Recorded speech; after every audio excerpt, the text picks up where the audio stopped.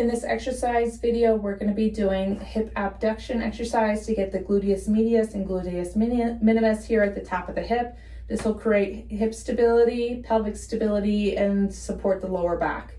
So you want to get laying on your side, pillow to support your head as needed. We're going to keep our bottom leg bent, and our top leg is going to be out in line with our torso to begin with. So this is our starting position. Then we want to gently roll our pelvis forward just a hair to make sure that this front part of our pelvis, this bony landmark here, is facing straight ahead in front of us and not tilted up towards the ceiling. So we got to make sure we're perfectly on our side.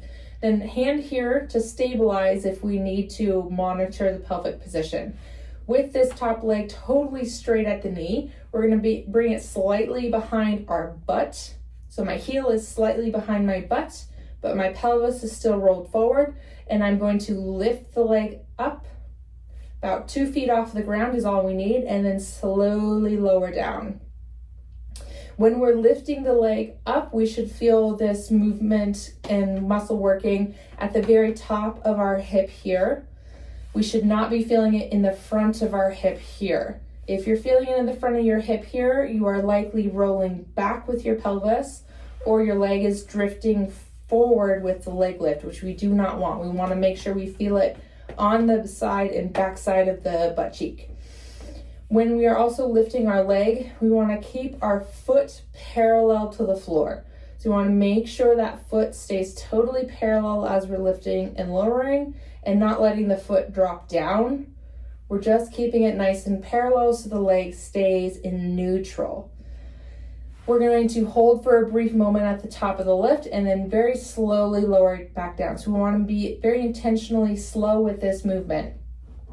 Now, if you're feeling it in your lower back, you're getting any pinching or crunching or some discomfort, cramping, anything like that in your lower back, then you are likely cheating and doing a little pelvic lift with it, which we do not want. So you want to think about keeping length between your rib cage and the top of your pelvis, and you want to think about kind of pushing your leg towards the wall by your feet to lengthen through here and then do the lift. So we should not see any crunching or divoting through our side here. If you see this, that is not what we want, and you got to make sure you really lengthen through that side. So some pointers there to be mindful of is the leg position, staying behind your butt, foot parallel to the floor, pelvis rolled forward, and length through the leg as you lift and lower.